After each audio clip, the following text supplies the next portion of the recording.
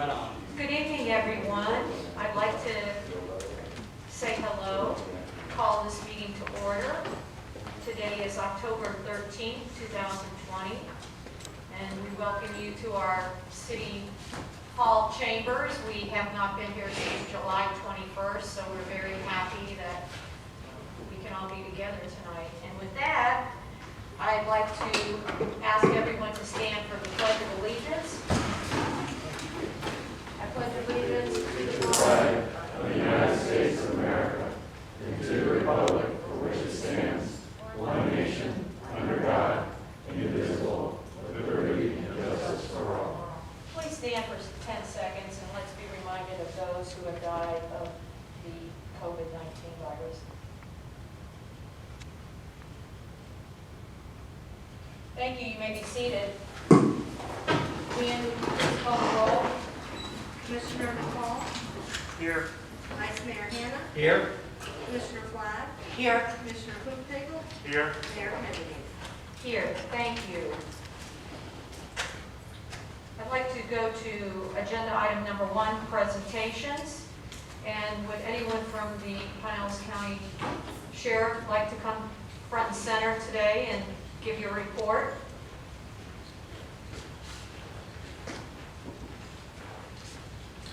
Good evening. Good evening. Sergeant LePage, Pinellas County Sheriff's Office. We've had a pretty good month. We had no murders, no forcible sex offenses, no robberies, 1 aggravated assault, 1 burglary, 8 larcenies. We've had 15 total people arrested on a total of 26 charges, 7 being felonies, 14 misdemeanors, 1 warrant, and 4 traffic offenses. We had 238 traffic stops this month, totaling 341 citations and warnings, and only 4 crashes in the city. Any questions? Does anyone from the commission have a question? Thank you for your report. I'd like to remind anyone who's in the audience tonight that 15 minutes before our meeting start, the sheriffs are here, and if you would like to ask them a question, they would be more than happy to speak to you before the meeting. Thank you. Thank you. And I don't see our fire commissioner, but I believe we have a report on submitted report, so he's with us. I do want to say that Mike Burton, our chief, is his 3rd year anniversary tonight. So happy anniversary, and I'm glad that we still have him. With that, we will go to public comment, which is agenda item number 2. Any member of the audience may come forward, give their name and address, and state any comment or concern that they have over any matter which the City Commission has control, excluding agenda items. Each speaker will be limited to 3 minutes. Would anyone like to come forward at this time?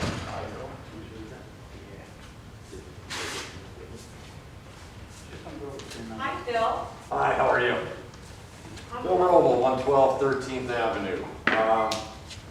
I just happened to be looking at this, and then I got an email from the city that was with dates on it about very important meetings to do with things like parking in the city and all of that. And this came after I got the email, and I'm thinking, why are we putting a picture of the city sign on the back of this when it goes to all the residents and they can absolutely see what is coming up at the meetings instead of emails? Because if you're not on the email list, you don't know anything about what's going on as far as upcoming meetings. And I told a couple people, I said, wow, did you see? No, how do you get that? Where do you get it? I said, well, get a hold of City Hall. I don't know if they did, but I think this right here would eliminate the postcards on a regular basis and put all of the upcoming important things that are happening on this so we can get people involved, get them here to know what's happening. Thank you. Thank you, Phil. Is there anyone else who'd like to come up at this time? Hi, John. Good evening. John Thayer, 1819 Bay Boulevard. I would like to talk about the proposed parking ordinance, which I weeded through at length today. It's very complicated, so I had to make some notes, and I'll talk from these notes so I don't confuse myself. Whereas IRB is trying to solve a non-resident beach parking problem, whereas the issue affects only residents of the first couple of blocks east of Gulf Boulevard, Whereas the city sought community feedback at a workshop in the middle of the afternoon during a pandemic with their first attempt at using Zoom, so few residents had any opportunity to attend or comment. Whereas a workshop is supposed to solicit ideas from the community to formulate a solution, but instead, there were only two options, A and B, given by the city manager to consider. Whereas option A has largely been implemented with the installation of no parking signs all over the affected areas, I humbly ask the city commission not to jump on option B, which is the proposed ordinance. I now call this the Indian Bel Air Beach option. I furthermore ask the city commission to table this ordinance indefinitely and give option A a chance to work. Since it's already in place, we've already paid for it, and it seems to have alleviated a lot of this issue already. Thank you. Thank you, John. Hi. Hi, Mike Campbell, Michael Campbell, 80 Gulf Boulevard. I'm here on behalf of myself and not, for example, the planning commission or anything on the street. I'd like to talk about briefly what I call occupancy standards. You may call it something else in city speak. And I'm sorry, what was it? Occupancy standards. Occupancy standards, okay. The issue of a renter renting a place to far too many people Okay. for the healthy occupancy of that. One of the earliest things that cities got the power to do was regulate the density of occupancy of dwellings. So anyway, I have friends who have found that the market value of their house decreased because when they tried to move away from a party house that was being consistently rented out to too many people, it was a blight on the neighborhood, and they have lost value in their house, and I think that's going to spread across the city. I would put forth something like the idea of a very inexpensive license that wasn't designed to raise money, but was designed to get control of the situation. A license to rent property in Indian Rocks Beach, and then adopt occupancy standards of number of people per bedroom. That is, you could base it on sound health standards, and then that would at least give these neighbors a vehicle for registering their complaints, and the city could enforce the ordinance through something like an administrative proceeding or an ordinance violation type of proceeding for repeated offenders. Anyway, I think that combined with the various changes to what's on the street and who can drive them, and if you have party houses thrown on top of that, I think we run a real risk of turning this community into a different kind of beach community. Thank you. Thank you, Michael. And when our attorney, Randy Mora, gives his few minutes tonight, I'm going to ask him, he and I had a conversation about occupancy this week, so I'm going to have him address that for you. That would be okay. That would be good. Is there anyone else that would like to come forward tonight?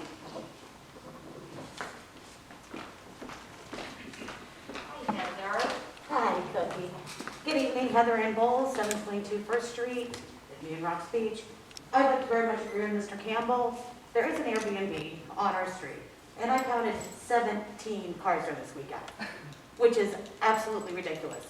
And another question I have, between 8th and 9th Avenue along First Street, we still have no parking signs, which I noticed gracefully down the beach, everybody else does. So I'm just questioning why there are none between 8th and 9th Avenue on First Street. Thank you all. Thank you, Heather. Is there anyone else who'd like to come forward at this time? Okay, with that, we'll close the public hearing, and we will go to reports of the city attorney. Thank you, Madam Mayor. I have no independent report except to state that continue to work with the city manager on a number of ordinances. As you've seen, with some of the lull that came with the pandemic and delays therein, and budget season as well, not trying to give too heavy a load. Some of those things are now coming through in terms of beaches and beach access and parking and golf carts and the agenda you see before you. Specifically, Madam Mayor, since you've asked me to address the issue of occupancy as it relates to the regulations in your community, we, as I've said on more than one occasion in this community, have discussed most specifically transient rentals or short-term rentals to the point that I consider it a portion of a sermon every time we gather. It is like religion here, and we are all keenly aware of it. That said, when this City Commission very aptly and diligently went through the process of considering an ordinance regulating short-term rentals, you may recall my somewhat tongue-in-cheek reference or analogy of Coke, Diet Coke and Coke Zero and the different ways you could regulate that. When we talked about occupancy, that would have been among the more robust regulations that were available to you. I have never once advised, nor will I advise you, presently under Florida statutes, that you cannot regulate occupancy. You certainly can pass an ordinance governing occupancy. I've never said anything to the contrary. However, as we discussed occupancy, there were two core concerns that I raised.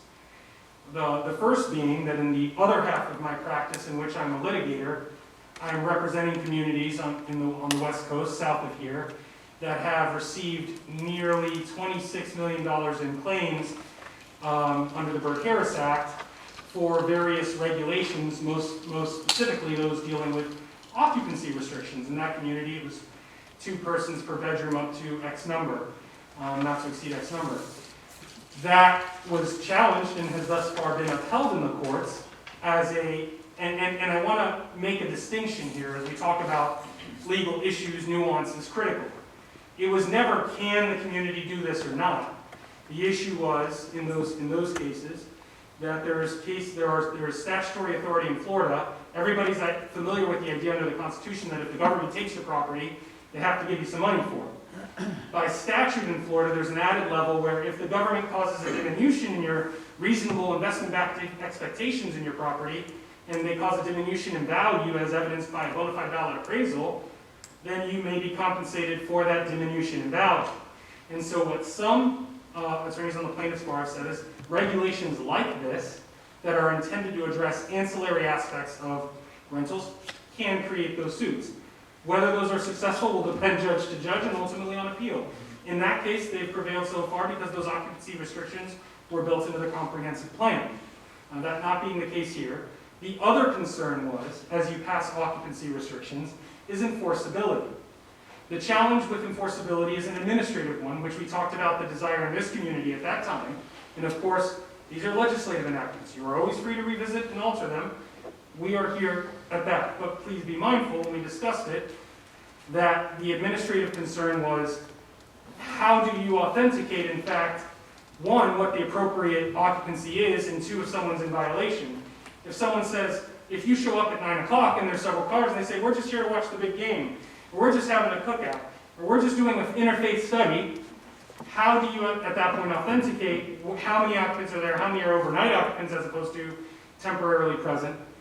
There are added concerns, of course, about fire safety and the like, but that is for the fire safety element to regulate, and we've had those discussions, and Chief, as we celebrate his 3 years, was a part of that discussion as we were here. So, again, I do not want to leave you with the impression at all that I've said it is unlawful to regulate occupancy, and I only say that because I've received some feedback to that effect as of late. In the case, the concerns were, it was a legislative decision that this body made based on some of the concerns raised and the practicality. In a lot of the communities where you have seen occupancy regulations be most successful, those communities have on the front end their own separate vacation rental certificate, not the business tax receipt, but a vacation rental certificate. And as part of getting that, they do a complete inspection of the property, determine how many areas within the property meet the definition of a bedroom, and then allot occupants based on what their ordinance says for bedrooms. And then there's a sticker on the door that says this many occupants based on this many bedrooms. So that's a level of resources and administrative concern that we were not intending to add at that time. And so that's how I would address that. I don't have anything further to add beyond that. And as far as my report, it is a pleasure to be back in these chambers with you. And I look forward to working with you on this and other legislative enactments as we move forward. Thank you.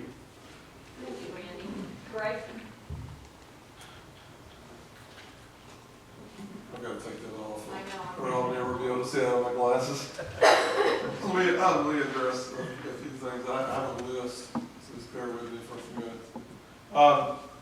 Phil Robel brought up newsletter. The way the newsletter works, we have to get the newsletter to the publisher almost a month before it goes out, so that had to go out at the beginning of September.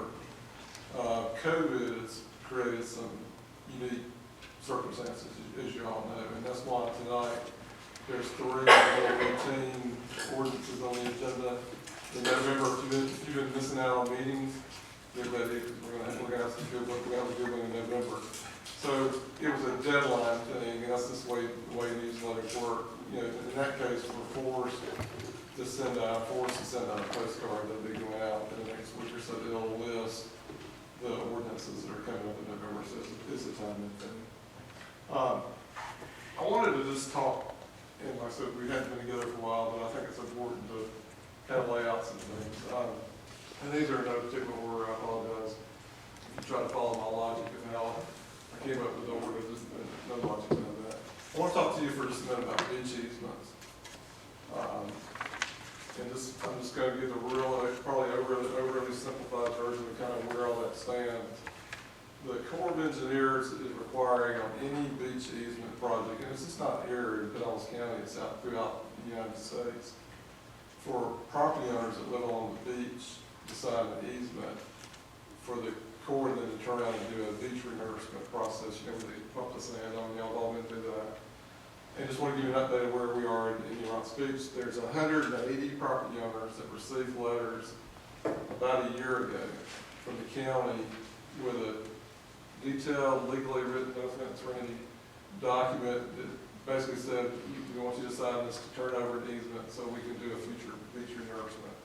Out of the 180, as of a conference call that Cookie and I had with John Bishop of the county, there's only been 71 people that have signed those easements so far. I asked John specifically, you know, when's the deadline? When is the drop date of all these? And by the way, if I hadn't said it, the Corps has made the determination at some level that in order for them to do beach renourishment in a particular jurisdiction, you have to have 100% of the people sign. So if one person doesn't sign, you don't get signed. You know, we had that conversation. I asked, and I had a conversation with the county administrator about the county's efforts to work through the Corps' bureaucracy and at the federal level to try to get away from this, because logically, one thing that doesn't make any sense to me is, and I've been here, I've only been here 7 years, I've been considered 7 years, but in previous years, all the way back in the 80s, like when they did the beach renourishment, nobody ever questioned the need for an easement. They accumulated the project, they hired a contractor, the Corps brought a dredge company in, and they put sand on the beach. And then something changed, and somebody made the decision that, no, we're really not comfortable with that because we're not sure whether we're going on private property or not, and therefore we want people to sign easements to give the Corps the right to legally put sand on the beach. And the county, to its credit, has gone through a lot of effort. They have paid lobbyists, they have, of course, the county commission, they have the county administrator, and they've met for 2 years with people with the Corps. They've met with congressmen, they've met with senators. In fact, there was an effort back a few months ago to get a bill passed through Congress in D.C. that basically would say that we were exempt from the requirement that, you know, that they put sand on the beach before, and therefore they didn't need the easements. Basically, it would be grandfathered in. That didn't work.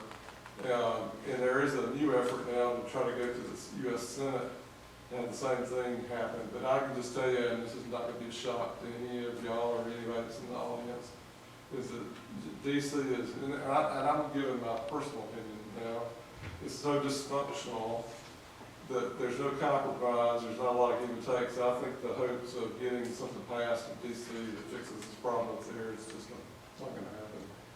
Bel Air Beach and Clearwater are the only two cities on the beach that have gotten 100%. So if the deadline was tomorrow, which is not, we still have about a year, the only two entities on the beach that would get any sand, if they would even do that, would be Bel Air Beach and North. We would not get any sand.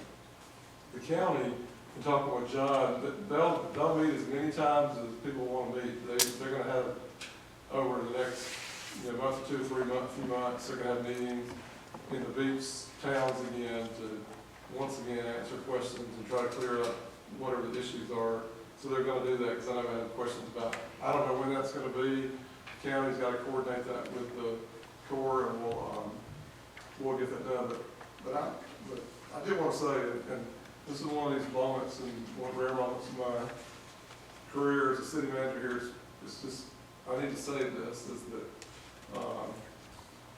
if the Corps does not come off their position that 100%, 100% of anything is tough. Imagine if you had to be elected, with 100%. So just use that example. But if they don't come off the requirement that 100% of property owners on the beach have to sign these easements, they're not going to put any sand on the beach.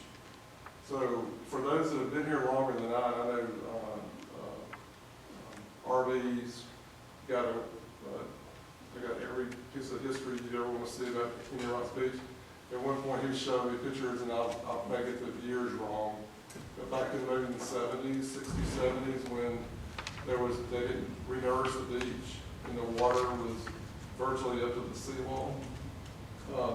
That's one of the long-term concerns I have as your city manager, or somebody responsible for putting together a budget every year. Because you just play this out in your mind. And I'm not a property appraiser and don't play it on TV. But if you play this out in your mind, imagine that the Corps sticks with the stance of 100%. We don't have 100%. They don't put sand on there. Well, depending on what tropical storms we have, hurricanes, cold fronts that blow in, sometimes could be as bad as tropical storms. You kind of play out in your mind that depending on all that, we could very well in a few years wind up with very little beach. In some places, probably no beach at all. On the narrower spots, and y'all all know where those are, where it narrows down. So I fully recognize and appreciate everybody's stance on this. There's a couple of commission members that asked kind of what the status of it was, and that's why Cookie and I got John on the phone. And because I wanted to hear it directly from him about all the efforts the county had made to try to get the Corps to get off the language and try to be more cooperative. But that doesn't seem to be where this is headed. So, we'll work with the Corps to have hosts, because it's, their project, obviously we're impacted by whatever happens either way on that. But we'll work with the Corps to give plenty of notice and air it out. But, I just wanted to lay out all those facts that I know. There's not a lot of easy answers with this, but there is a reality. And the reality is that if this doesn't get worked out, I cannot imagine that a 2.5 mile of beach with no sand, very little, for the property owners that are on the beach, and people that are not on the beach, how that is not going to affect property values and other things. But that's just my information, not picking on anybody that I need to put that out there. On a much lighter note,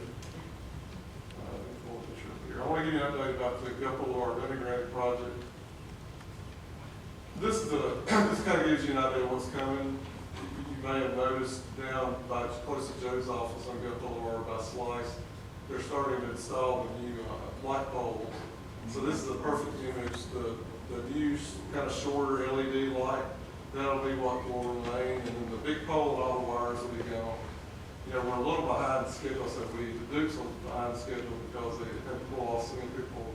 They pulled off some more this week to go deal with hurricanes and that kind of thing. But just wanted to tell you that it is still moving forward. There's subcontractors working. And hopefully, if we keep our fingers crossed, probably around the end of November, 1st of December, they should have 95% of all the poles down and that kind of thing. So When in November? I would say the end of November or December.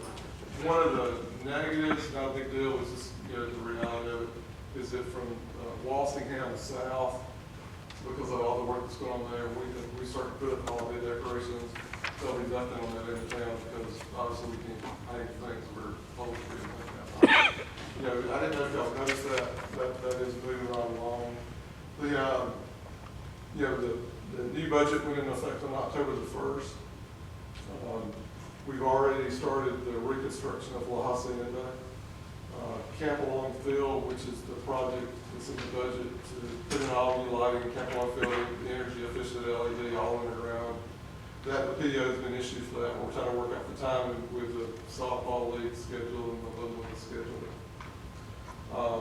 And we also, as a reminder, we're pursuing 2 different grants to help fund part or all that project. You know, right now, we've got it funded out of the capital funds, which is fine, but we are trying to pursue. Greg, where are those at as far as the grants? Have you been able to hear anything or? No, the senator for our area and the state representative both told us to wait. I'm just telling you what they told us to wait till after the election. Okay. So we haven't got any forms to fill out. There is and I won't get the acronym right, there's a state agency that has recreation funds, and the finance director's filled out an application that's been turned in, which is like a whole different grant program. So we're shooting a couple different, we're going 2 or 3 different routes to try to get money. Other just routine things that are going on, pretty neat thing we're doing is, several months ago, we recognized that there's some beach cities around the country that, you know, there's always debris, and we talk about trash and things that we pick up on the beach. And believe it or not, there's getting any like beach toys, like plastic toys that are left out there.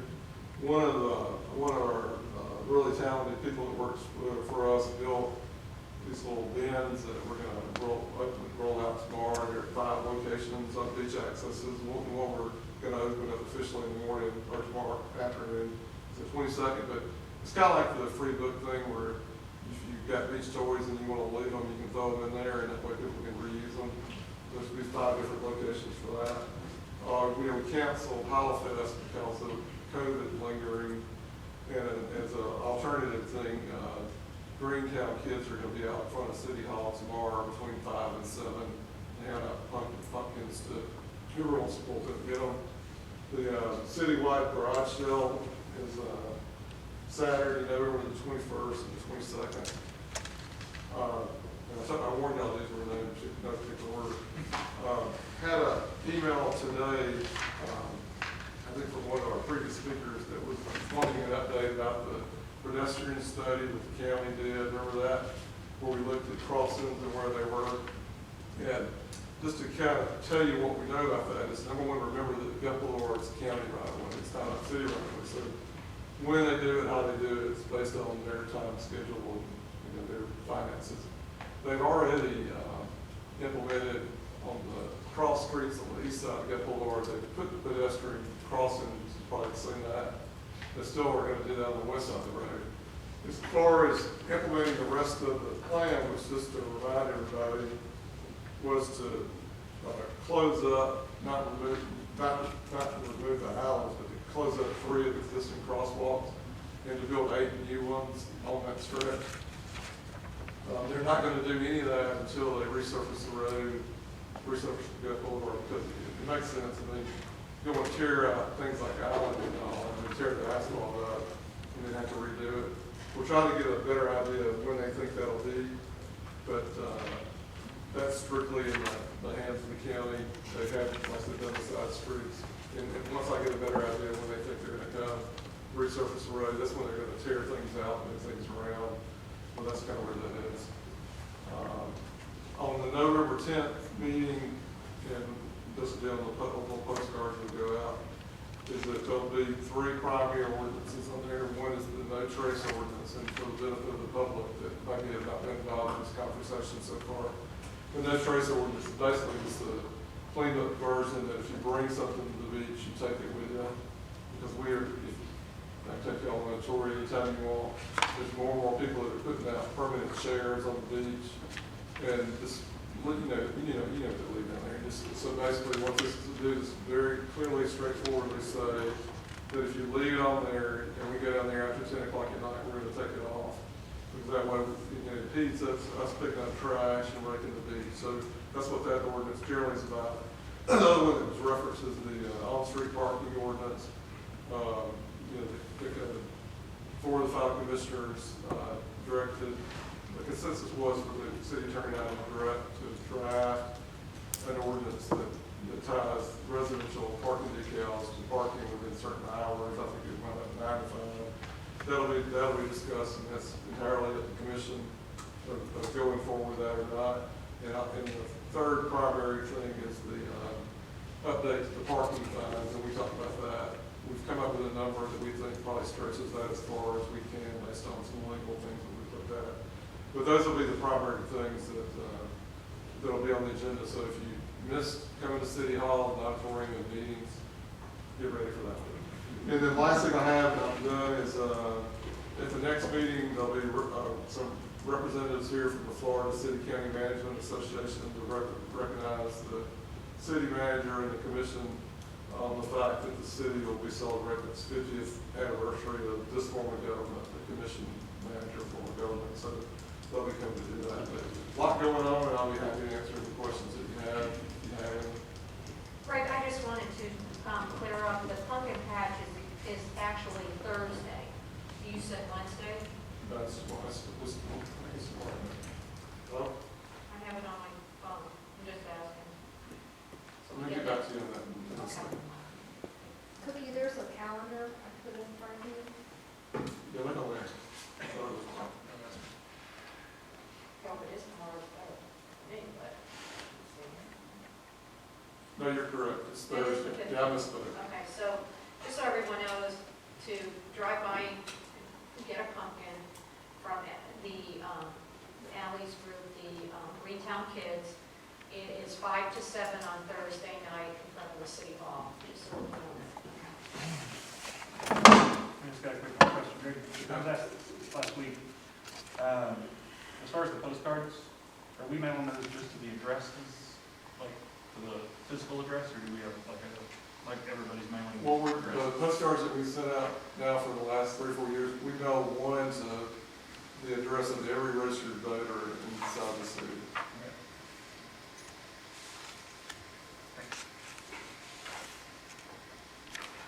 Does anyone else have any questions for the city manager? With that, we will move to the city commission. Commissioner McCall, do you have any questions or would like to comment? At this time, I have some comments on the ordinance, but Okay. I'm fine for now, thank you. Okay. Vice Mayor Hannah? You're okay? Commissioner Flagg? No, I think Greg mentioned it, I was on the Zoom meeting for the beach renourishment, and if we can coordinate a meeting in-house regarding that and letting everybody know, I think that would be a good thing. Okay. I will never get 100% on the easement. I've had long discussions with some holdouts, and Great. as long as they're on this earth, on this side of the grass, they're not going to sign That's the correct. easement. The COVID put a challenge for all of the city commission and for the staff to continue to try to enhance ordinances, and I think that you guys did a great job. And despite some of the feedback that we may have heard tonight, I received a large number of correspondences from the public with respect to the parking ordinance, and so I'm glad that the message got out. I'm glad people had a chance to comment, and I think it'll be very constructive as we go to pass the whatever version of the ordinance we do pass in November. Thank you. Thank you, Commissioner Ed. And along with that, I would just like to add too, at this time, that I asked Deanne that all of the emails that we have received, she's going to put them all together for any of the commissioners who would like them so that we can go over them again before the meeting, and any of those that come in, just so that we have a good idea of, from the emails and phone calls and texts, we have a good idea of where people stand on the issue of parking so that we can make the best choice for the citizens. The other thing I wanted to bring up was the easements. and in the conversation, I asked John Bishop about, we tried to find out who exactly wrote the easement. And we know it's somebody from the Corps of Engineers, but even Mr. Bishop couldn't tell us exactly who it was, and that they had been trying to find out.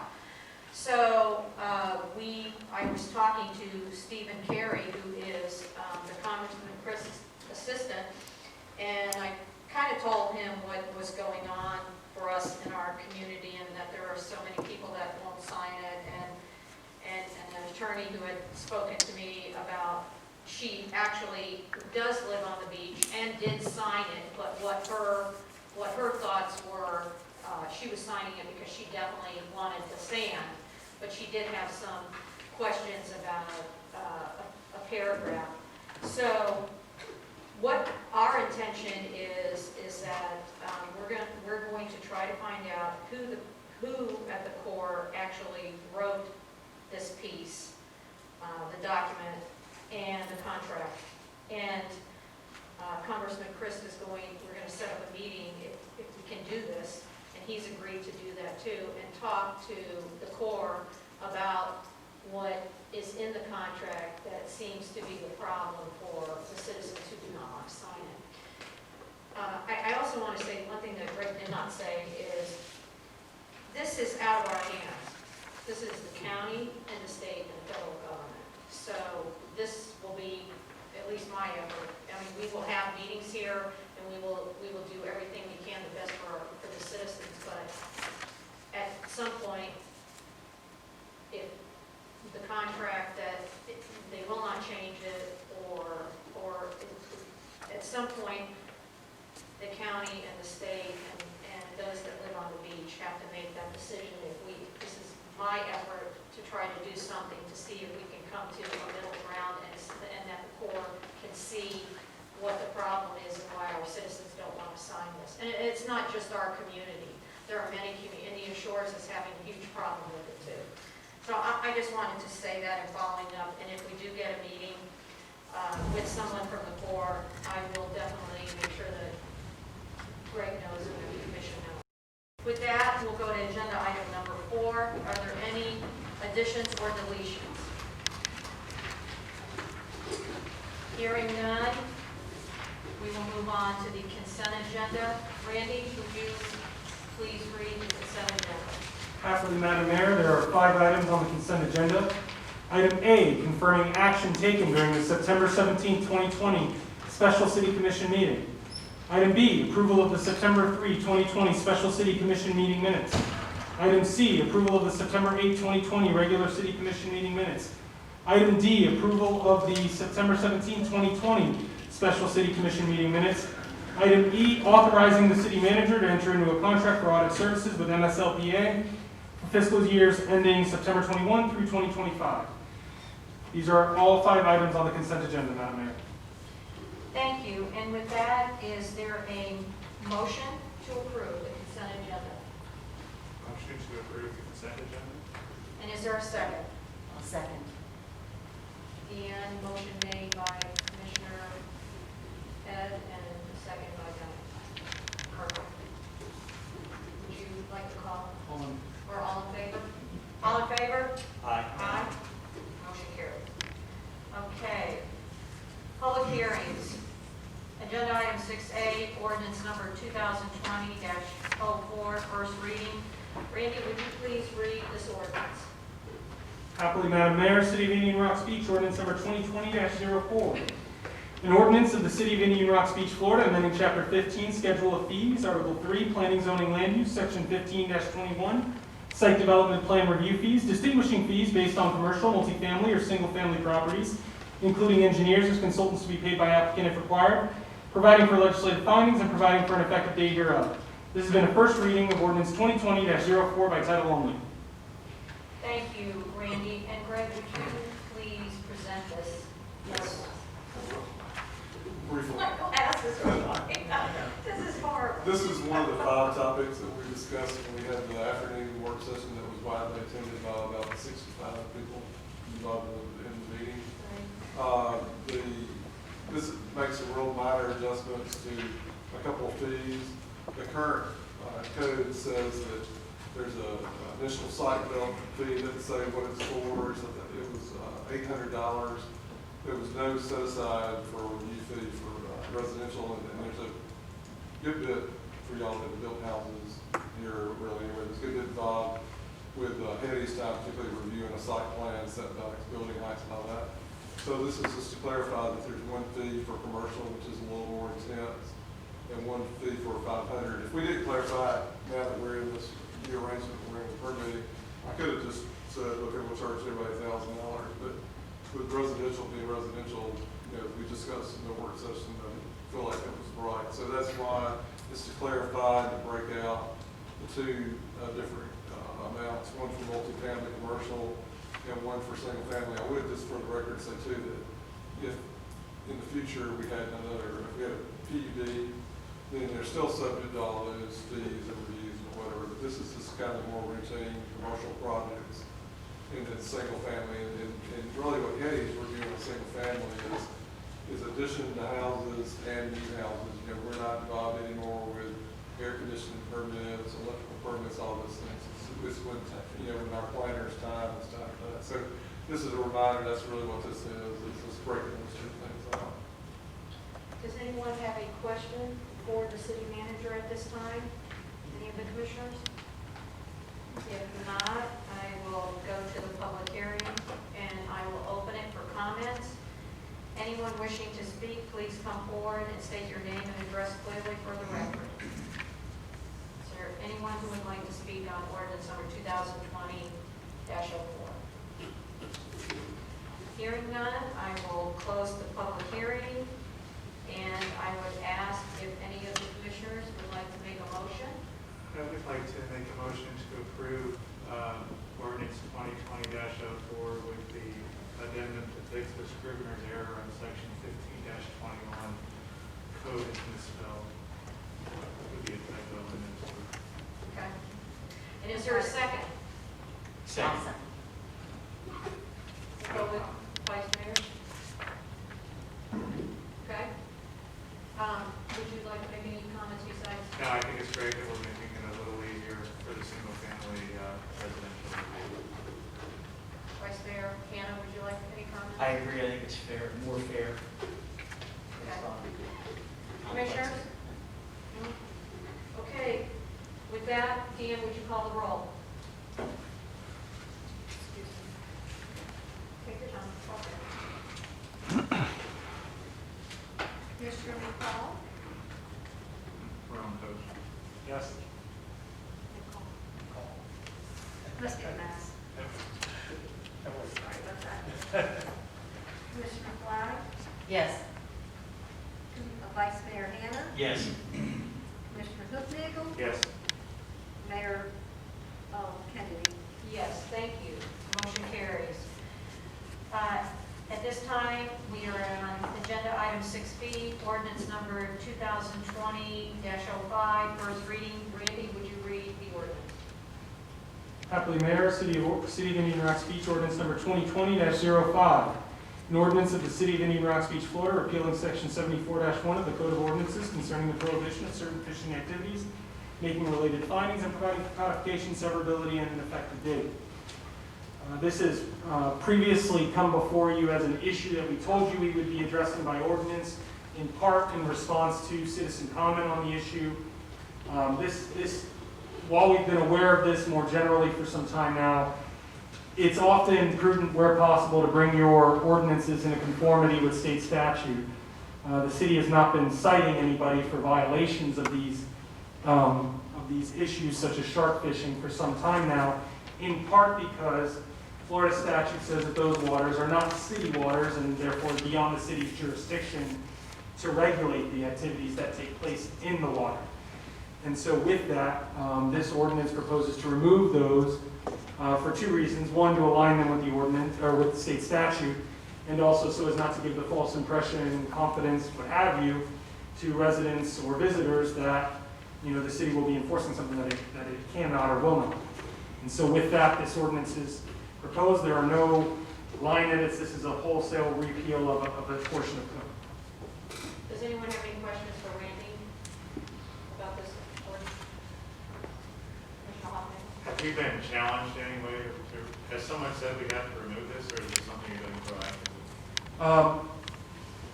No, there is not, we have not cited somebody and have been challenged in the course of proceedings. We have had residents come forward and ask, why is this here? You shouldn't have this here, you can't based on statute. I advise the city manager, we have had instances in the past where residents have made complaints of certain activities. The manager brings that to my attention, and I've advised on what our enforcement capacity is and is not, and we have chosen within prosecutorial discretion, if you will, to not pursue such matters. And so, rather than put management in that kind of difficult position of having something on the books that it cannot really wield, the prudent measure going forward was to remove the language. This is another preemption from the state that has taken our ability to govern our community in the way that we see fit. And in this case, it's fishing and shark fishing. So just so that you're aware of that, I'm not happy. I would submit to you that these are just so we're clear, this isn't something that's come down in the last session or two. No, 96, isn't it? Even further back, as you read the whereas clause, there's some of the history there. But there are some AGOs more recently that make that explicitly clear. AGOs are Attorney General opinions. Those are not binding law, those are advisory. But there's authority going back to Florida statutes and as far back as 73 and Supreme Court opinions around that same era, so Florida Supreme Court, as far as regulating activities in the salt water beyond the city's beaches. So with that, that's why this is brought. Any of the commissioners? Diane, would you like to say anything? No? Everybody okay? Okay, at this time, then I will open the public hearing, and if there is anyone at this time who would like to come forward, please state your name and your address on this commission item. Hearing none, I'll close the public hearing. Oh, Mayor, I believe you have a comment. yay! Hello, Jim. Good evening. Jim Labadie, 316 10th Avenue. I understand that what we're trying to make sure that fishing on the beach for such fish as sharks or barracudas or whatever you're looking for, it was regulated or not allowed, one of the two. And the state's saying we can't do that, that it is permissible. My question would be is, what if somebody commercially sets up on a beach and starts catching fish that's causing a lot of problems? I mean, when you start bringing in sharks or barracudas or other types of fish, other things are starting to come in. So if a guy wants to set up a commercial business on the beach, I don't know what's the answer to that. We can't allow that, or we can, or the That's a state great saying. question. Yeah, that's clearly within our rights to prohibit that. We have local ordinances and there are also state provisions that gives us the ability, so if that what if scenario happened, we can shut that down. Okay, Good night. good. Thank you. Is there anyone else who'd like to come forward at this time? Mayor? We did receive a email from an SPC, St. Petersburg College student. Her name is Anna Ponce-Villalon, and she's doing a report for her class, and she could not make it tonight because she's been exposed to COVID. And her item was on this item, and she feels that the city should not have to repeal this ordinance, as she believes that there should be fishing on the beach of sharks and all those items, and she thinks if it's necessary to have that, then maybe it should be in designated areas for certain time periods. Thank you. Thank you. With that, is there anyone else who'd like to speak? If not, I'm going to close the public hearing. I'd like to comment, yeah. And then, if the commissioners would like to have any. I would, yeah. This is another assault on our home rule capabilities. I would rather send a letter to the state that this kind of activity will result in taxing our first responders, because if this causes an injury, it very much affects our local ability to manage first response. I think the state should rescind this. I'm not inclined to support it. It's been here for a long time. I appreciate, Randy, what you're recommending. I don't think it's a good idea that we give in to state overreach without at least pushing back to protect our rights. So, thank you. Is there anyone else on the commission who'd like to speak on this? Phil? Well, Phil Robel and I were on the beach management committee back in the day, and I remember when this was brought up about fishing from the beach, and one thing that our committee was concerned about was the fact that we got swimmers, and fishermen out there, and hooks, God only knows what else. And that was kind of the direction that we took back then. I still stand by that. I think that safety, especially when you've got a commingling of recreational people and fishermen, can present a danger. We even discussed, I do recall, about having a certain segregated area where fishermen could go, and then there came the argument of who was there first. The fisherman was there, so the swimmer has to go somewhere else. It's hard to police to begin with, but again, most of my direction on any of these items is one of safety, and I also concur with Ed. Every time we turn around, the state decides that they know best, so it's my comment. Would anyone else like to make a comment? One thing, let me get the commission and then I'll have you. Is that? Yeah, Cookie, just real Yes, quick. yes. I do agree with Ed and Phil on as far as the home rule aspect. However, if you walk the beach any morning, you'll see, 5, 7, 10, depending on how long you walk, of our citizens, sometimes young, sometimes older in age, out there with their cart, and that's what they enjoy, right? I haven't heard of any shark attacks. I haven't heard of any hook issues. Obviously, if that would become rampant, we, take another look. But honestly, that's one of the great pastimes of our city.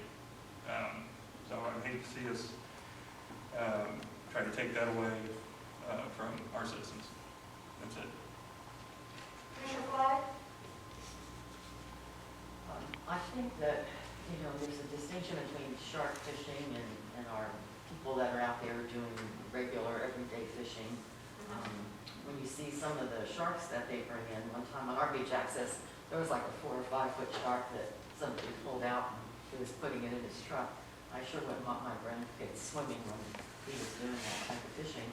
If there's some way we can relate to the state to protect, the swimmers away from fishermen, and fishing is no problem, but if you're going to shark fish right off the beach and chum waters, I don't know if I'd like to see if we could stop that if at all possible. Just quickly, Yes. thank you, Ed. The state does prohibit chumming at all, so that should not be an issue. And if there is a violation, that definitely something to address. As a fisherman for 20 years now, unfortunately, you can't control. You're So fishing. so You're tell me, fishing. what do you do? Like if you were, I'm not saying you do that, but you're saying it's illegal to do that. So if somebody you were out by somebody, you would call and say, hey, you're not there, you call the city or the Chumming's sheriff. chumming's a specific Against the law. format. Right. And That is FWC, Mayor. FWC, Right. you call the FWC then? Okay. But, yeah, shark fishing has a particular function, but you're exactly right. You can't control what's swimming down the beach. Greg? You want to add to go? I don't think that this prohibits the type of fishing that Joe was talking about. The only thing that could become contentious is the close proximity to swimmers, and I think throughout time, people just kind of work that out. I don't think the police have been involved. My issue is more with ceding to the state without pushing back a little bit. Greg? This is another one of those tough moments. Unfortunately, the code that we have is poorly written. The paragraph A is pretty easy to understand, shark fishing. I would say that the issue with A is and Joe covered it, I was about to cover it, you can't use chum bags to fish for sharks. So if they can't use. Or any fish. Yeah, for free fish, so if they can't use that, then to say we get a call at City Hall and somebody alleges that somebody's shark fishing, we can't prove that they're shark fishing. Just because they pulled a shark in doesn't mean that's what they were fishing for. So that's the game that's being played. Surf fishing, let's just read how that's worded. It says surf fishing is prohibited upon any beach within the corporate limits of the city in close proximity to swimmers. Can anybody help me define what close proximity is? The third thing is spearfishing. That's a little easier for me, even for me. I know, you guys got a spear, like spearfish. But the biggest thing I'll leave with, and I just have to tell you kind of the predicament that this puts the administration in, is that you had at least one resident that came to the podium back, whatever meeting that was, and basically put us on notice that the section of our code was in violation of the state law. And know that as your manager, it puts me in a tough position where it was to enforce, to direct a code enforcement person, or in this case, it probably would want to be a deputy, to go down and say enforce section 74-1 of the city code when I know that the city attorneys told us, or residents put us on notice, has told us that what we have in the city code is not compliant with state law.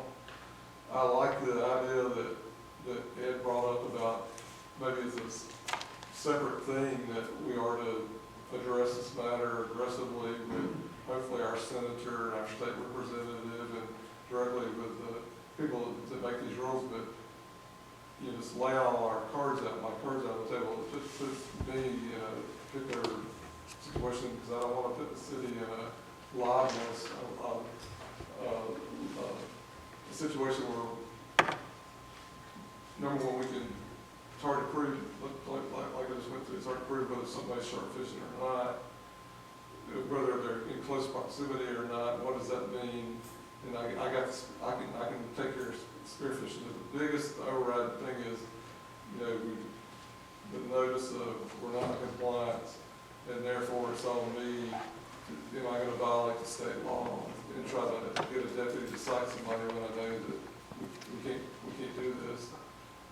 So, you know, it's a policy decision. It's all some of the ideology. I'm just telling you that even if it stays in the ordinance, for the city attorney and I, it creates great problems for us. And I don't have an argument at all about the home rule thing. The first year or two I was here, I went to Tallahassee. I testified like Cookie did about vacation rentals and learned a lot in 2 days about what goes on in Tallahassee and came out at my tail between my legs and came back to New York Beach. But, you know, maybe there's some attention we can get, but as far as leaving something on the books, it puts me in a bad spot because I'm gonna be, you know, if it's there, then what I do with it because it's contrary to what the state law is. And I would add a few things to the extent the manager has said that this code is poorly written. I was 4 years old when it was written. I didn't write it. Two, the issue about the real issue here is, I want to make sure we understand this, in part, apart from some of the vagaries that the manager has raised, is we frame this about a home rule issue. Home rule is about the ability to regulate your community, your property, the land that is City of Indian Rocks Beach. It is a long-held legal principle that the coastal waters are not part of the city. And so, as we're talking about regulating 1,000 feet off of the beach, we're no longer talking about the city. And we're really, even at that point, outside of our home rule power. And so, if we were talking about, for example, the attempts to dig coquinas from the sand, you know, 30 feet up from the high water line or something like that, that would be a completely different thing. If people started dredging to get cute little oysters and clams and seashells, different thing. It's in our property, potentially, depending, and that's a whole other thing. But that's a lot closer than 1,000 feet off into the water. And so as we talk, as this is framed about a home rule issue, what we're really talking about is a code provision that extends your authority beyond its actual bounds. And that's why this is, as that is legally understood, and that's why this has been adopted That this changes way. things. That changes things. Well, with that, since we've already been out to public comment and everybody has spoken, I'm going to need some kind of a motion.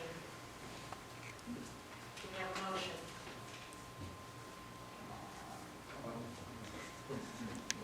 A motion to approve ordinance 2020-05. And is there a second? I'll second it. Is there any, from the speaker, would you like to make any other comments? Okay, Commissioner Flood? Yes, I would still like to pursue talking to our officials in Tallahassee, and when it comes to health and safety and people fishing on the beach next to people swimming, and I know there is a distinction between shark fishing and most of the people I see when I walk the beach that are just out there having fun and fishing. And I'd like to at least send something to the state and get some clarification on that. Greg and I had that conversation on the phone that, you know, and I do understand, as Mr. Moore said, that this started way back in the 70s and then it was added to in 1996 and we got here, but it you know, it's just, and I do understand the fact that this is out of the waters that, you know, supposedly we don't have any jurisdiction over. That being said, I do think a letter to our state representative is in order, just to let him know our feelings and the fact that we've had to change this because we have to follow what the state, their mandates to us. So all of that being said, Deanna, if you would like to call the roll at this time. Vice Mayor Hannah? Based on the information Randy brought forth, I would say yes. Commissioner Hooknagel? No. Commissioner Flood? Yes. Commissioner McCall? Yes. Mayor Kennedy? Yes, motion carries 4-1. With that, we will go to agenda item 6C, ordinance number 2020-06. This is a first reading. Randy, would you read the ordinance and also explain it? Thank you, Mayor. City of Indian Rocks Beach, ordinance number 2020-06. An ordinance of the City of Indian Rocks Beach, Florida, amending Chapter 62, Traffic and Vehicles, Article 3, Operation of Golf Carts, Section 62-40, Golf Carts, amending the title of the section to include low-speed vehicles and micromobility devices, amending the section to align it with state statutes, providing definitions for terms to be used in the section, providing for regulation of golf carts and low-speed vehicle operation on sidewalks, providing for the prohibition of micromobility scooters, providing for legislative findings, and providing for an effective date hereof. This has been a first reading of ordinance 2020-06 by title only.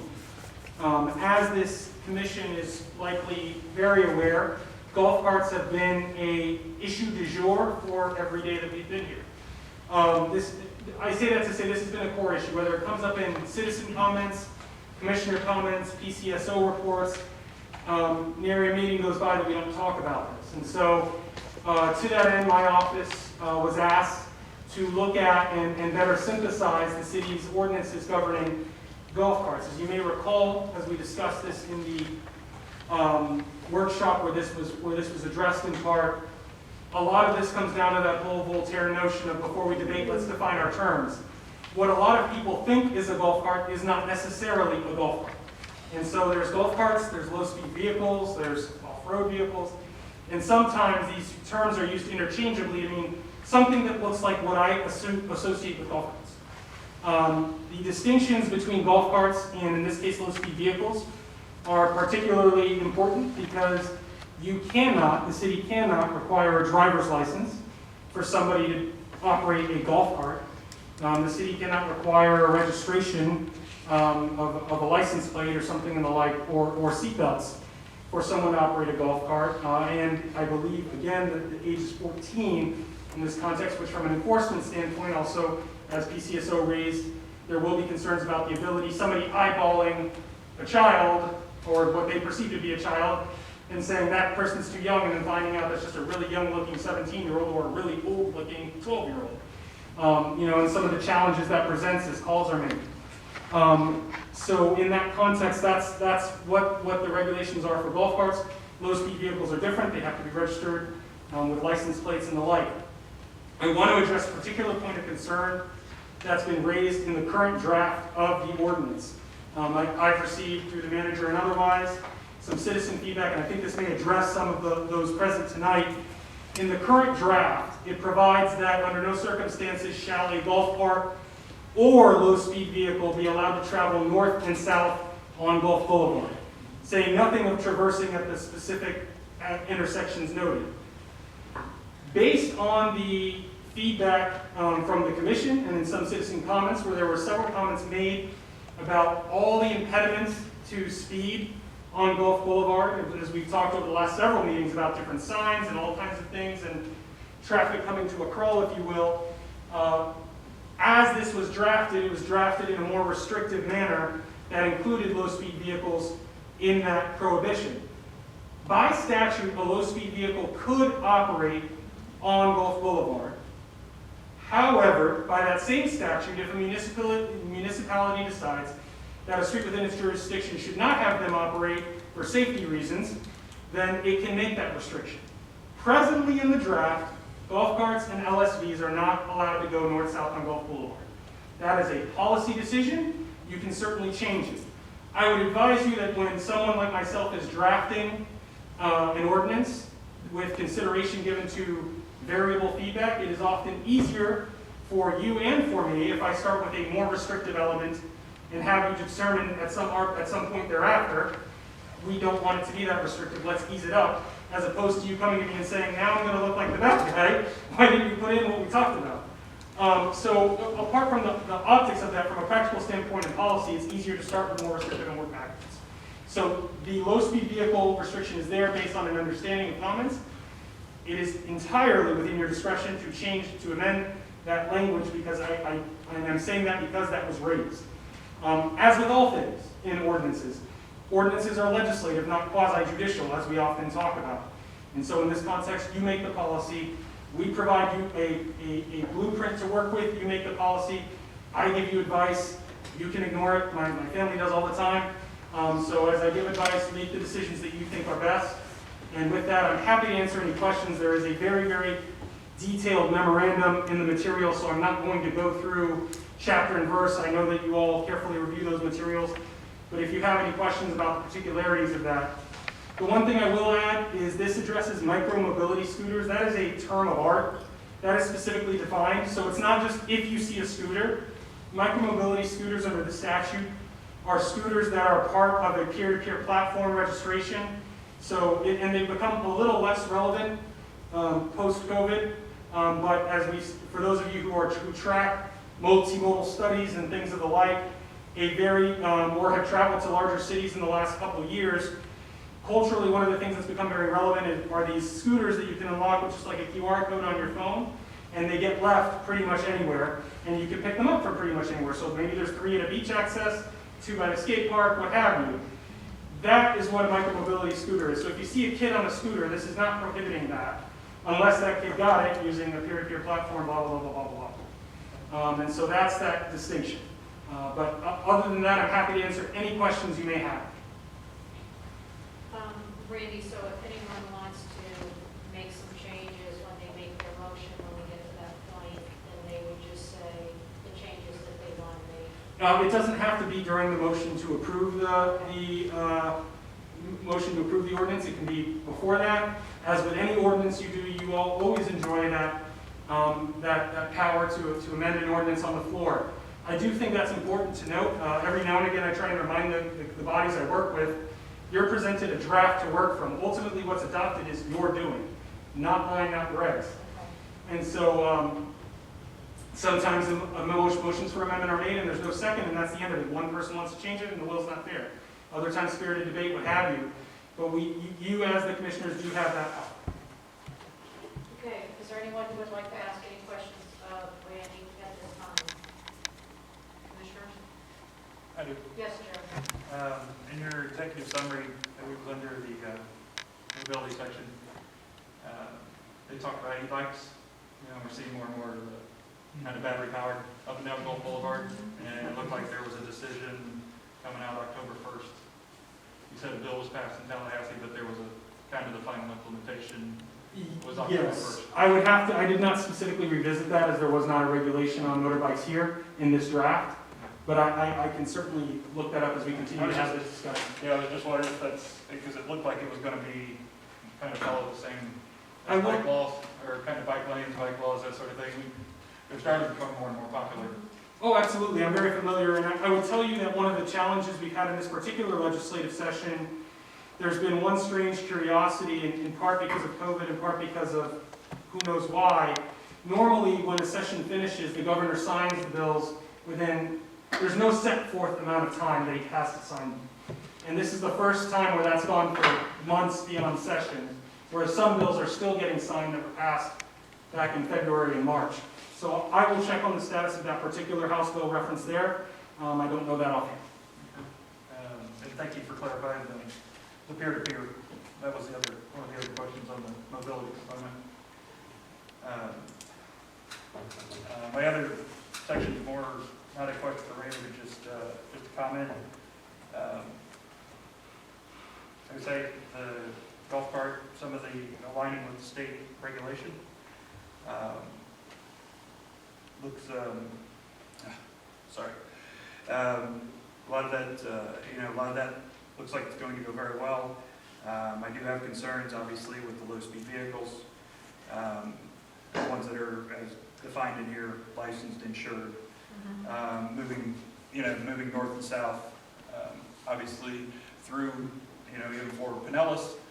A lot of the studies we had, they're talking about trying to get more cars off here. Electric vehicles aren't a bad thing for us to have in our city. It allows people to move around, and even the people movers. There's even golf carts and so forth, low-speed vehicles that move people around the cities and so forth.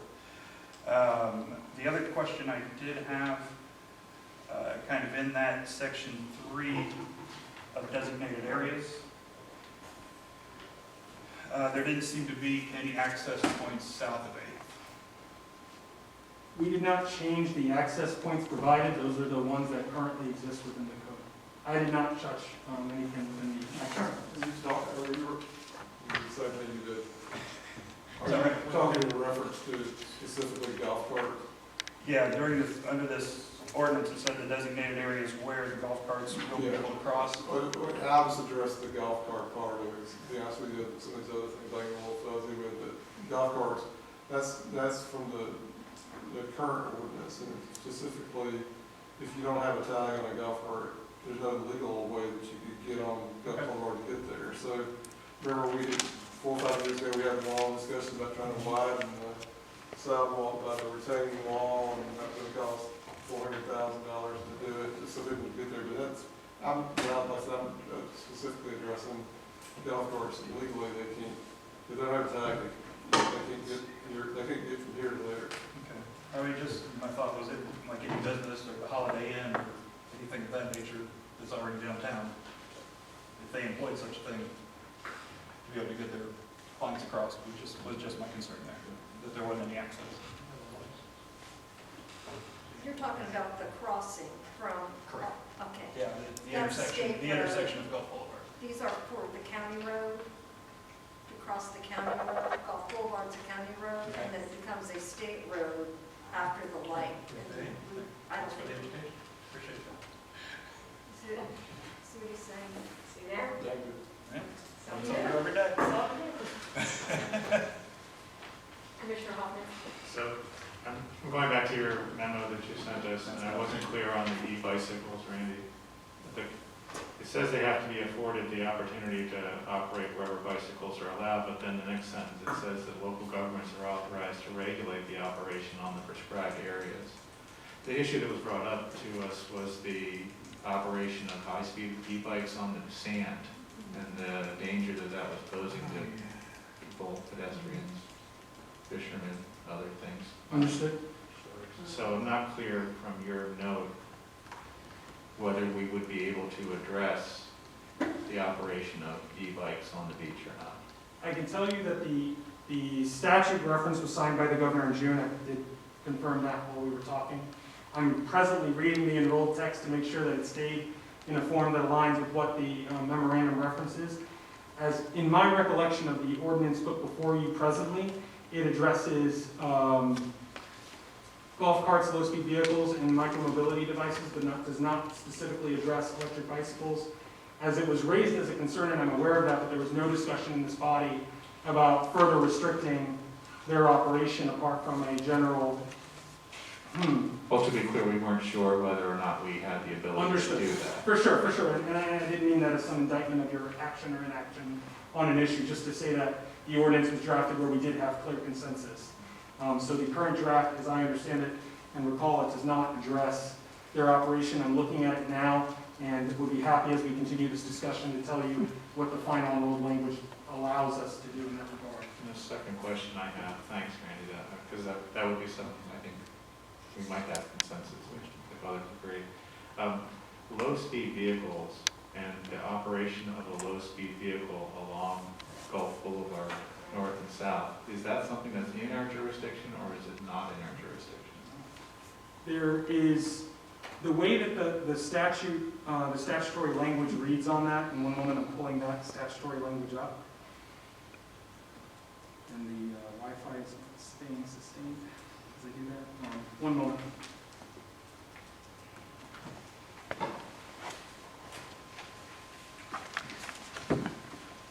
The language reads as follows: the county or a municipality may prohibit the operation of low-speed vehicles or mini trucks on any road under its jurisdiction if the governing body of the county or municipality determines that such prohibition is necessary in the interest of safety. Gulf Boulevard is of course within the city's corporate jurisdiction. Whether it is under its jurisdiction, as we've heard and as we've often encountered, we cannot unilaterally do things on Gulf Boulevard in terms of placement of signs and the like. I would say that it is at least debatable as that is written. That issue is debatable. If you needed to say that it is a road that is maintained, controlled, inspected, and all those things by the city, it is not.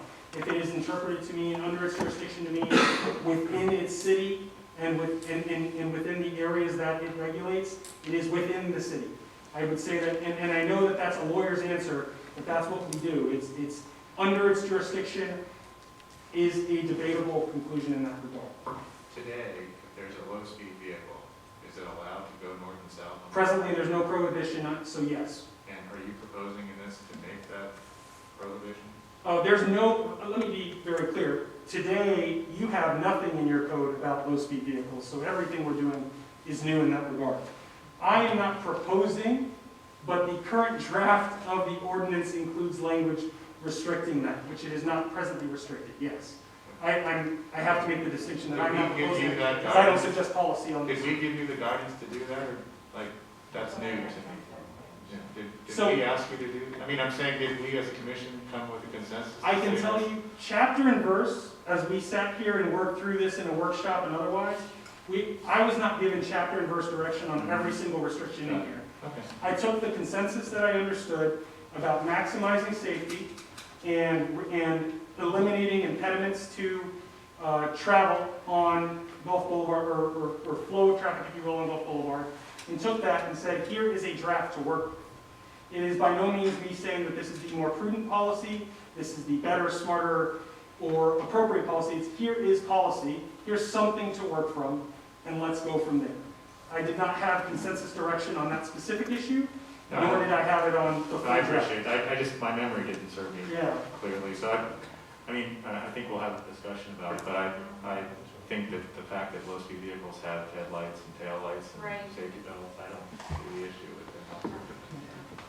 All right, thank you, Randy. Great. To help move this along.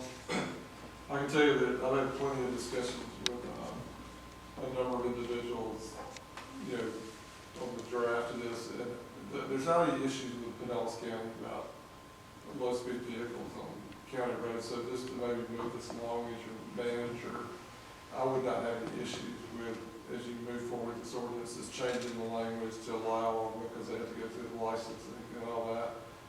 And the the fact is they're operating now. So I know exactly why it was drafted, and there's nothing wrong with the way it's drafted. But like I said, instead of just kind of wrestling with this, I would just make a recommendation to you that we just, the commission reach a consensus to allow low-speed vehicle with all the proper licensing like they are now, because it's not Issues County. And one other comment I'd make is that I do know we have the ability to regulate things on Gut Boulevard, because the city, well before I got here, passed an ordinance to set the speed limit on Gut Boulevard, because we're at 30, and some other cities are at 35, and they're different speeds. So there's no question we can do it. But just to, I know what you're struggling with, so just to move this along, I would recommend that we amend the ordinance to clearly say low-speed vehicles can travel north and south on Gut Boulevard.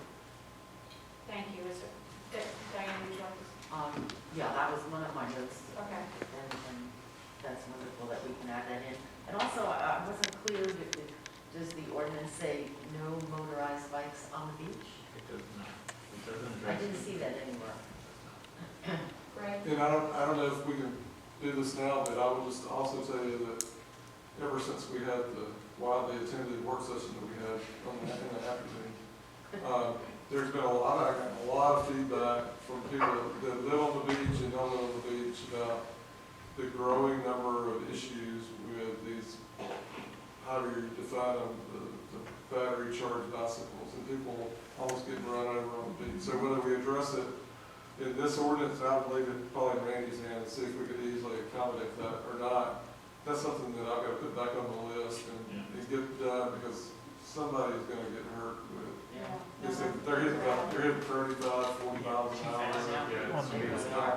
It's an accident waiting to happen. It is. So I don't know, it may be too complicated to roll into this, but we've got to address that. All right, thank you. Randy, do you want to make a call on that? I would say that given, I would want to finesse language, and I would not want to haphazardly say, well, we'll consider it done and we'll move forward. Okay. I don't think there's any harm in getting that in the hopper, nor do I think it would be terribly difficult. Reading the language of the enrolled statute passed during this term, if the words were confusing to you, or to anybody for that matter, it's because they are. Everything in Chapter 316 and Chapter 318, which regulates motor vehicles, is absolutely confounding, drafted in the most complicated way with cross-reference to cross-reference. And I say that to say that I've encountered this issue on more than one occasion with the manager lately, discussing as we talk about parking, the like, what can't we do? In this instance, it says a motorbike, or rather an electrical bike, which is a newly defined term, has all the same rights and privileges of a normal bicycle. Well, for those of us in the know, under 316, a normal bicycle can operate on a sidewalk, can operate on a street, there's no prohibition, can operate in a bike lane on a bike path. And then it says, however, a local government can prohibit them from being on a bike path, a sidewalk, etc.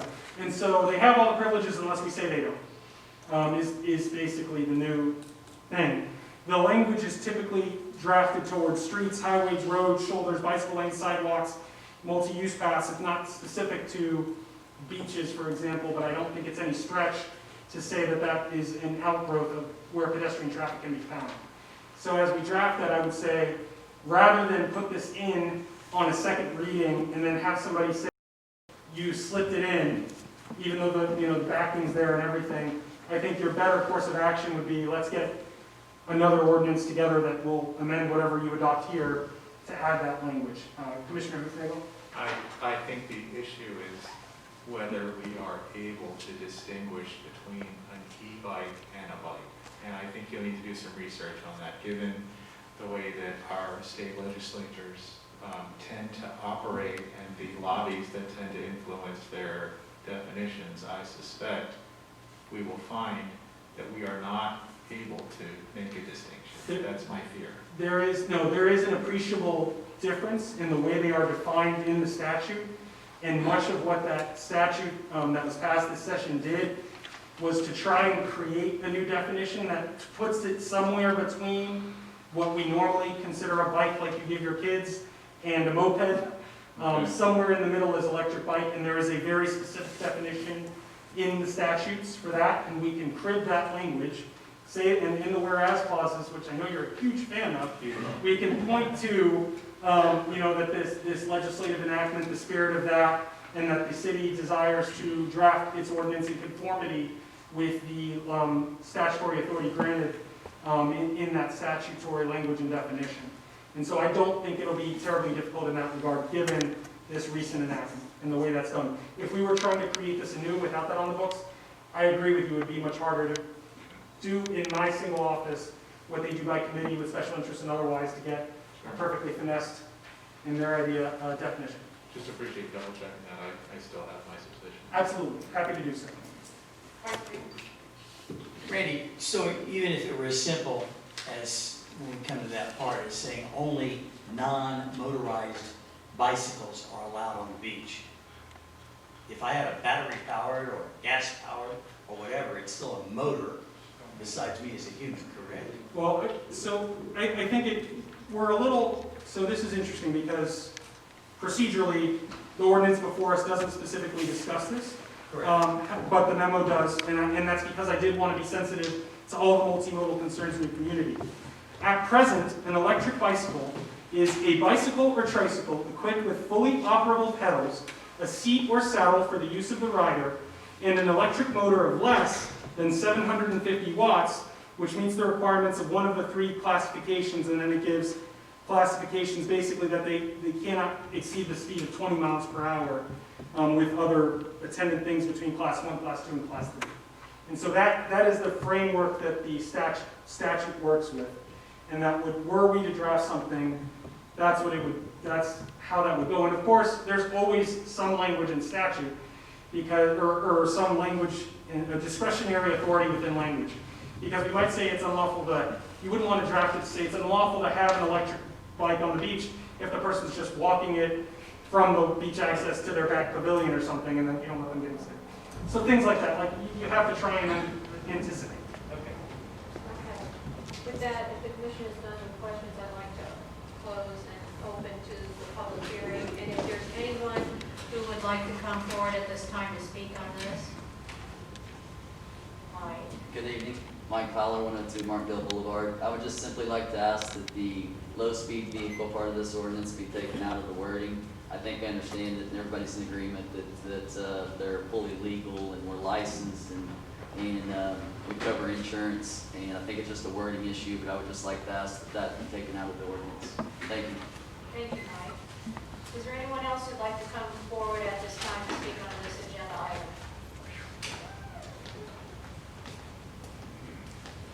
John Thayer, 1819 Bay Boulevard. And I've sent the city commissioners an email on this also. Low-speed vehicles aren't a problem. They're licensed, they've got safety equipment, they have to have a licensed driver that's 16, they're covered by the DMV, they have to have liability insurance, and they can be easily spotted and regulated by the sheriff's department. All you have to do is look at it back when they got a license plate. The problem is golf carts. They can't get up and down, so they're either riding right down Gulf Boulevard. The last 2 weeks I've seen golf carts at sunset, no lights, with no tags, going as far as I can see them go after sunset down Gulf Boulevard. And on Bay Boulevard, they're up and down there all night long. The only reason you know they're going by is you can hear them coming because of the electric motor. There's no enforcement there. They're the problems. The low-speed vehicles are not the problem. I suggest go to all low-speed vehicles and it eliminates all the problems. You get down to the triangle legally, you don't have to get on the sidewalk anymore. If you don't allow, if you say now, and this is a real surprise to see that you would put low-speed vehicles can't go on Gulf Boulevard. Because now, instead of just having golf carts going up the street of the golf park, you're going to have low-speed vehicles and golf carts going up the street illegal at the park. You've pretty much wiped out the ability to use reasonably a low-speed vehicle, basically a car. Okay?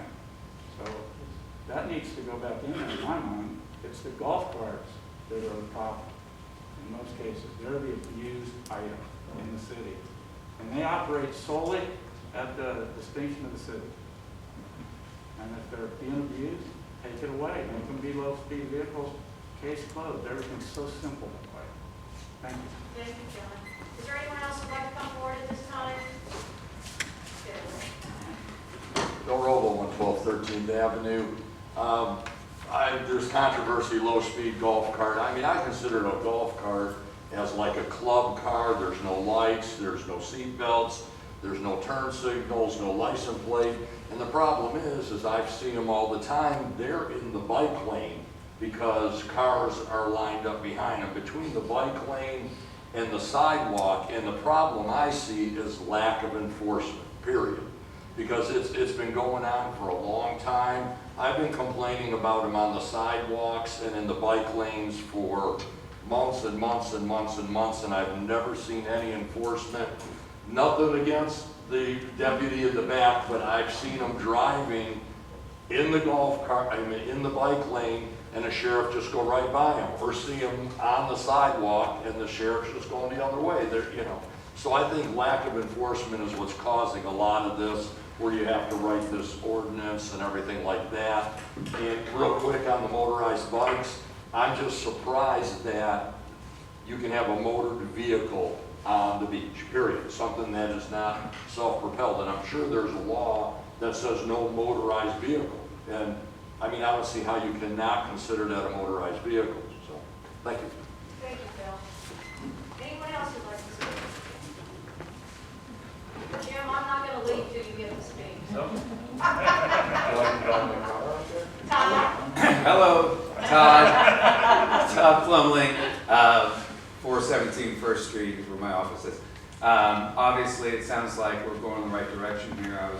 As it read, I realized that I was going to no longer be able to drive my little white car that people have seen me drive for 6 years to my office here in Indian Rocks and back to my house, the way it currently reads, but it sounds like we're going to amend that, and thank you for doing so. I had this whole eloquent thing that I'm serious. I'm going to spare you all of that because I feel like we're in the right. They're obviously not the same animal. They're way safer. I won't even go into the list of things that my car has safety-wise. I'll spare you that as well. But it would be economical as well. I mean, I was talking to Matt Loader, and the restaurants do appreciate the fact that these rental cars, we have 26 miles of beach.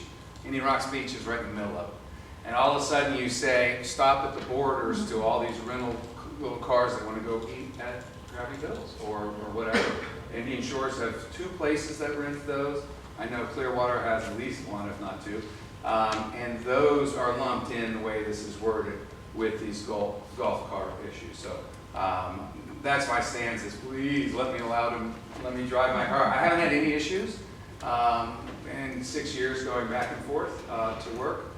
And I won't even get into the environmental side, but it's great that I haven't burned any fossil fuels in 6 years out here. So thank you for that consideration. Thank you. Anyone else who'd like to speak this time? Hi, Jim. Hello.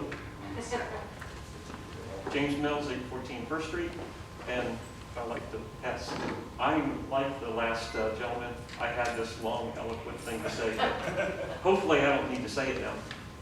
But 3 years ago, my wife and I were talking about getting a golf cart. So we said, well, because we live between the old yacht club and Ninth, so it's like, well, we can't go down to, say, Cracker Bills, or we can't go down to Slice. We can't come up here to TJ's. Let's get a low-speed vehicle. We looked into the law. The Florida statute said we're good as long as we buy a low-speed vehicle. The city had nothing to say about it. So we bought a low-speed vehicle. License and all that kind of stuff. I pay as much insurance as I do on my car. I have towing on my low-speed vehicle. Because it's only $5, so. So anyway, I'm glad you're looking into it because we enjoy going up and down the beach, north and south, legally, to the different restaurants in the area. And of course, the nice thing about a lot of these restaurants have parking problems. So therefore, you can put 2 or 3 golf carts in the place of one car. So it helps with the parking problem too. And it keeps the community feeling homey. Yeah, very. You don't have just cars going everywhere. So, and I have heard, different people, like on, what is it, next door, people say, oh, the golf carts they're only going 25 miles an hour. Well, the speed limit's 30. We're 2 miles long. We're talking about 30 seconds difference going from one end to the other. So if that's causing you to be late for something, leave a little earlier. So anyway, I'm glad you're at least discussing it, and hopefully you'll allow low-speed vehicles to go north and south on Gulf Boulevard. Thank you. Thank you. Is there anyone else who'd like to speak at this time? Yeah. I'm just going to my hot topics. Hi, Beth Flynn, 917 Harbor House Drive. All of you heard from me on golf carts, so thank you so much for putting this ordinance together. I'm very excited to see where it's at. I am a big proponent of the low-speed vehicles. One of the concerns I still have on golf carts is the rental properties that seem to allow people to come in using their golf carts. For people who really don't know how to use a golf cart, there are a lot by our house. Harbor House Drive is between the section where you have to drive on the sidewalk if you're in a golf cart, where you get run over, which we see most of the days when we're at my balcony. So one of the things that I'm excited about is getting this ordinance approved. Still have concerns on golf carts. Thank you. Thank you, Beth. Anyone else at this time would like to speak on this ordinance? Hearing none, I'm going to close the public hearing, and we'll look for a motion from the commission, and then we can have more discussion. Does it make sense to have Randy re-edit this and bring it back for another reading? It seems like we're changing it so substantially, I'm not quite sure how to proceed with the motion. I would say, commissioners, in as much as your turn to me, if you're only seeking to remove the words "and low-speed vehicles" from the Gulf Boulevard provision, I would say move forward. If you want this done as a wholesale amendment, including the bike element, we can come back on another draft. I'm reticent. I'm not saying it couldn't be done. I'm reticent of just bringing it back on second reading with a whole new section.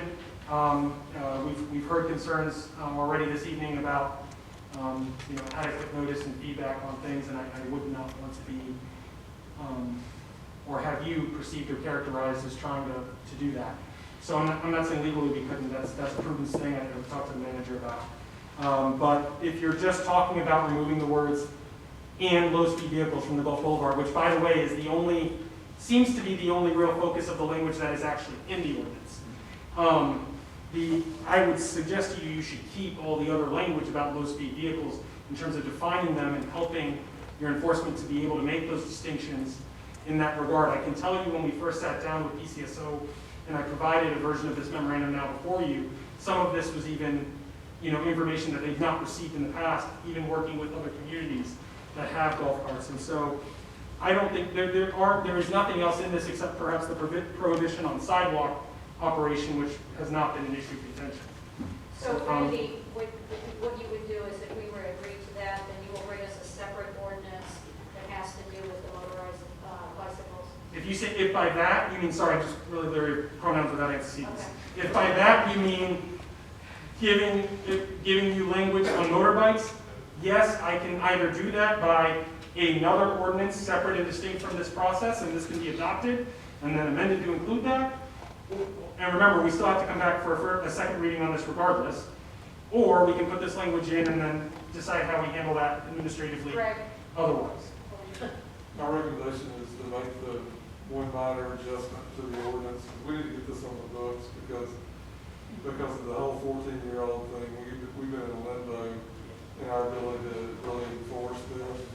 So my recommendation is go forward with this ordinance, and we quickly can come back to you with something to address the bike, motorized bike. Okay. Is there a motion? So thank you, Randy. And I would like to make a motion to approve 2020-06 with adjustments to reflect that low-speed vehicles are to be removed from the list of prohibited operation on Gulf Boulevard. What was that? That's right. If that's a perfectly appropriate motion, there's a motion on the floor. Second. Vice Mayor Hannah will second it. Is there any other discussion from the maker? No, I think it's great. It is. Vice Mayor Hannah, do you have anything else you'd like to? No, I think it's fine, and I've been a proponent of regulating golf carts in our city since I've been sitting up here and they've been around. I think they're wonderful, but doggone it, I still am seeing kids driving these things, and I'm just waiting. We had a lady, a little girl about 8 years old down our street with an ATV style vehicle by herself. I mentioned this in one of our previous meetings. Lost control, hit a mailbox that was put together with bricks, knocked it over. If she would have gone the other way and a car would have been coming at her, we'd have had a different story. So I would love to see our sheriff's department maybe turn the burner up a little bit. And if we're starting to see these people driving on golf carts on sidewalks, cite them, you know. And I think we need to do something as a body to encourage our short-term rental owners to include something in their paperwork that says, golf carts here are the rules, what you can and can't do. You can't take somebody from Michigan and get mad at them because in Michigan it's okay to drive on the sidewalk. They don't know. So I think it's incumbent on the owner to do something about it. That's all I have. Thank you, Joel. Do any of the other commissioners would like to make any comments at this time before we go to roll call? Joe? Commissioner McCollum, you're okay? I'm good today. Okay. We closed the public hearing at this time.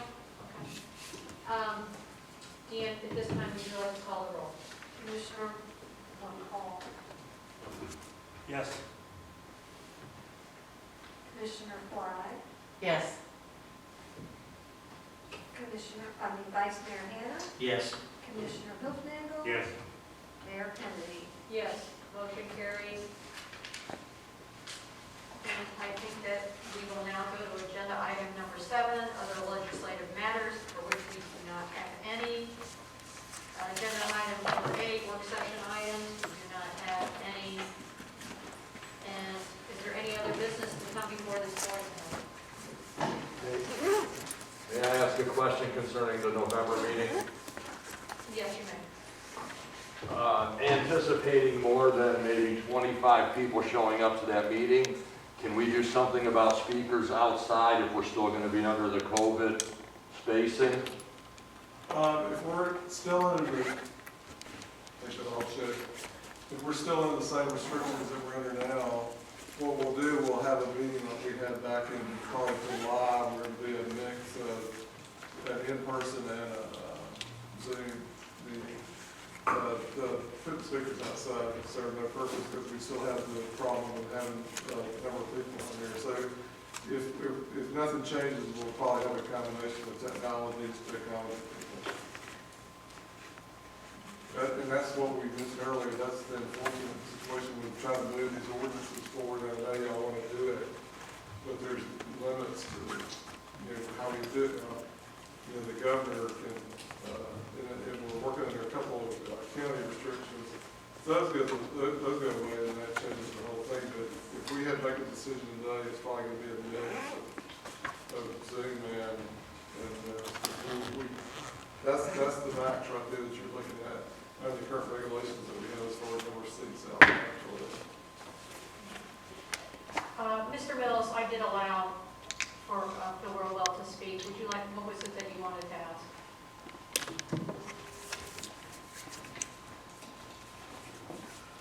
I just had one other comment about the golf cart and the regulations that you're proposing is, and it doesn't regard low-speed vehicles, is I have seen some of the golf carts in the back streets with young people on them, and there might be 6 or 8 of them just kind of hanging off of all over the place. So I don't know if you want to put something into this that says they have to be seated or something like that. To me, that's a big safety thing, because they're going, even if it's a golf cart, it could go 20 miles an hour, and you've got 8 people hanging off the sides, kind of just hanging on the sidewall, riding shotgun. So it might be something you might want to add. I don't know, I just wanted to bring it up. That's Thank it. you, thank you. Hearing that, is any other business to come before this board? Can I have a motion for adjournment? Motion to adjourn. I'll second. All in favor? Aye. Thank you for coming tonight. Thank you. Bye.